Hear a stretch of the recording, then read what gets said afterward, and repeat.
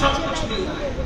جو اللہ کا بندہ ہی نہیں، جس نے ہمیشہ بندگی کی تو اپنی نفسانی خواہشات. حدیث پاک میں آتا ہے روئے زمین پر سب سے زیادہ اگر کسی کو پوجا جاتا ہے، روئے زمین پر باطل خداؤں میں اللہ کے رسول علیہ السلام فرماتے ہیں معبودان باطل میں اگر سب سے زیادہ کسی کو پوجا جاتا ہے تو وہ نفسانی خواہشات کو پوجا جاتا ہے. انسان اپنے نفس کا بندہ ہے. جو کلمہ پڑھ کے دوسرے بتوں سے بیزاری کا اظہار کرتا ہے وہ انسان بھی کہیں نہ کہیں اپنے نفس کا بندہ بنا ہے. کہیں نہ کہیں وہ بھی اپنے نفس کی بندگی کر رہا ہے. کیوں؟ خدا کہہ رہا ہے فجر میں اٹھ، نفس کہہ رہا ہے سو جا. کس کی مانا؟ آپ مجھے بتائیں، ہم بہت کچھ بنے، اللہ کے بندے بنے. خدا کہہ رہے اٹھ، نفس کہہ رہے سو جا. خدا کہہ رہے حلال کھا، نفس کہہ رہا ہے اگر حلال کھائے گا تو ترقی کیسے ہوگی؟ پھر تجھے جوا بھی کھیلنا چاہیے، تجھے نشے کی چیزیں بھی بیچنا چاہیے، تجھے شراب کا دھندا بھی کرنا چاہیے، تجھے سود کا کاروبار بھی کرنا چاہیے. حالانکہ مدینہ منورہ سے آواز آ رہی ہے سود کا 1 درہم کھانا ماں کے ساتھ 36 مرتبہ زنا کرنے کے برابر ہے. اللہ اکبر. سیدی اعلیٰ حضرت اپنے ملفوظات کی حدیث کو نقل فرما رہے ہیں 1 درہم سود کا ماں کے ساتھ 36 بار زنا کرنے کے برابر. مگر نفس کے کتنے غلام بنے، نفس نے ہمیں کہاں پہنچایا، نفس کی غلامی نے ہمیں کس کڑائی کے اندر ڈھکیل دیا کہ اللہ کہہ رہے ہیں حلال تجھ پہ لازم کیا گیا ہے اور بندہ حلال کی پرواہی نہیں کرتا، بندہ حلال و حرام میں تمیز ہی نہیں کرتا.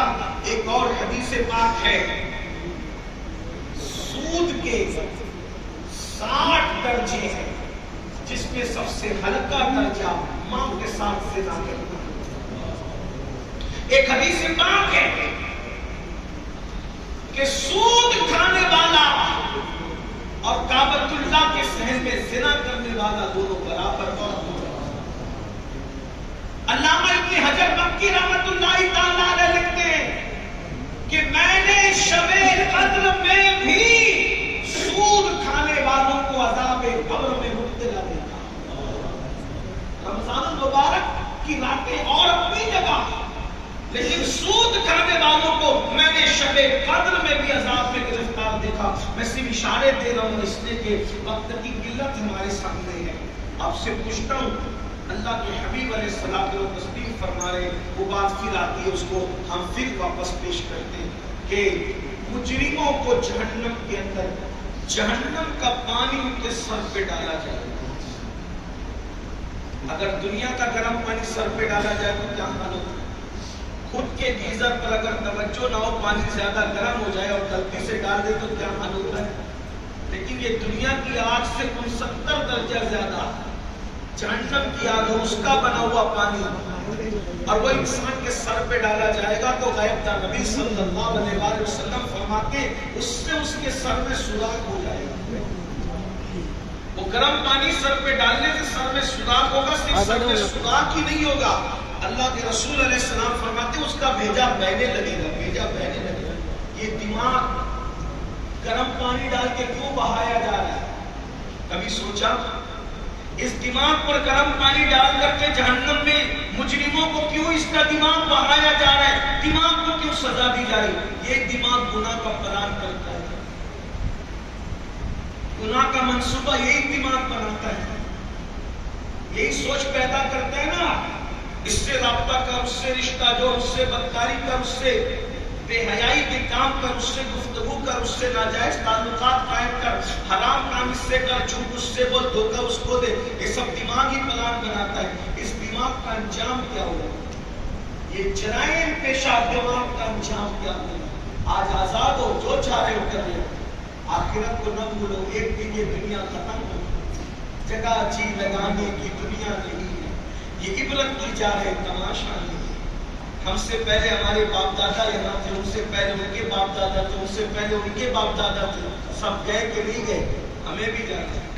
ساتھ کیا لے کے جاؤ گے؟ قرآن کہتا ہے کیا ساتھ لے جاؤ گے؟ لا تنس نصیبک من الدنیا، دنیا سے اپنے نصیب کا مت بھولو، یعنی سوائے کفن کے کچھ اور لے کر نہیں جانا۔ کروڑوں پتی بن جاؤ، ابجو پتی بن جاؤ، اربوں پتی بن جاؤ، کوٹی پتی بن جاؤ، لیکن سوائے کفن کے دنیا سے کچھ نہیں لے جاؤ گے۔ اللہ راضی ہے تو کفن بھی کفن رہے گا، اور اگر اللہ ناراض ہے تو وہ کفن بھی جہنم کی آگ کی چادر کی شکل اختیار کر دے گا۔ اللہ اکبر۔ ایک حدیث لکھی ہے علامہ جلال الدین سیوطی رحمۃ اللہ علیہ نے شرح الصدور کے اندر، تھوڑا سا غور کریں۔ آج مسلمانوں کا حال کیا ہے؟ کسی کا قرض لے لے ہڑپ کر، کسی کا مال لے لے ڈبا دے، کسی کا پیسہ لے لے چیٹنگ کر جائے، یعنی ان کو کوئی خیال نہیں ہے، اور ان کے دل و دماغ کے اندر کیا خفتا ہے؟ میدان محشر میں ہم مسلمان ہیں، ہم بھی بخشے جائیں گے تو کون بخشے؟ یہی ہے۔ لیکن آئیے امام سیوطی حدیث لکھتے ہیں، بہت توجہ سے سنو۔ امام سیوطی حدیث لکھتے ہیں کہ اللہ کے رسول صلی اللہ علیہ وآلہ وسلم جنت البقیع میں تشریف لے گئے، ساتھ میں ایک نوجوان صحابی تھی۔ حضور علیہ السلام نے جگہ اس طرح سے ہٹو ہٹو وہاں سے، تو انہوں نے سمجھا کہ حضور مجھ سے مخاطب ہے، تو وہ گھبرا گئے۔ حضور آپ مجھ سے مخاطب، آپ اس سے نہیں، یہ جو قبر کے اندر سو رہے ہیں نا، کس سے مخاطب؟ توجہ، یہ ذمہ داری امام سیوطی کی میں نقل کر رہا ہوں، اللہ کرے کسی کے دل میں بات اتر جائے۔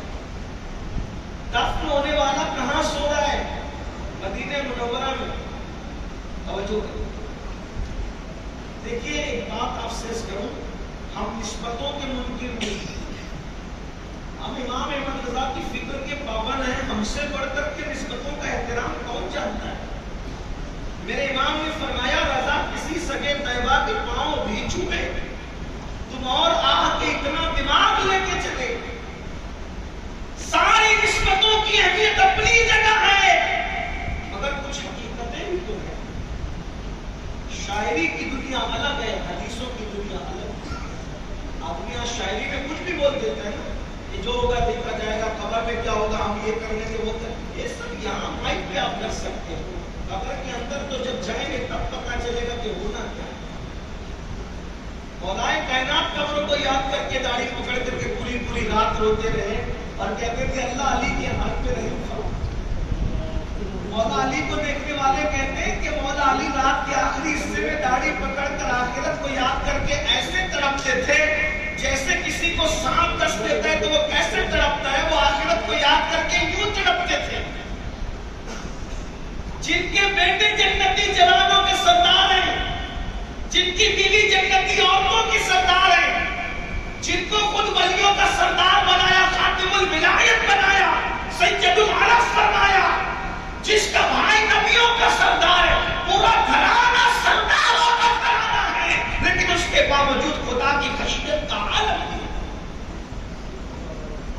صدیق اکبر جس کو افضل البشر بعد الانبیاء بالتحقیق، صدیق اکبر کو مرتبہ دیا حضور نے اپنی ظاہری حیات میں اپنے مصلی پر اگر کسی کو کھڑا کیا ہے وہ ذات سیدنا صدیق اکبر کی ذات ہے۔ 16 دن تک کم و بیش صدیق اکبر رسول اللہ کے مصلی پر نماز پڑھا۔ صدیق اکبر کا رسول اللہ کے مصلی پہ کھڑے ہو جانا یا کھڑا کیا جانا یہ حادثاتی نہیں تھا بلکہ رسول اللہ کا فیصلہ تھا، بلکہ روکا گیا حضور علیہ السلام کو، حضور میرے ابا نرم دل ہے، آپ کے مصلی پہ کھڑے نہیں رہ سکیں گے، تو اللہ کے رسول علیہ السلام نے روکنے والی مقدس خاتون کو کہا کہ تم چپ رہو، تم لوگ یوسف علیہ السلام کی دور کی عورتوں کی طرح ہیں، اور فرمایا کہ جس قوم میں ابو بکر ہو پھر میں کسی اور کو امامت کی اجازت نہیں دیتا۔ وہ صدیق اکبر رضی اللہ عنہ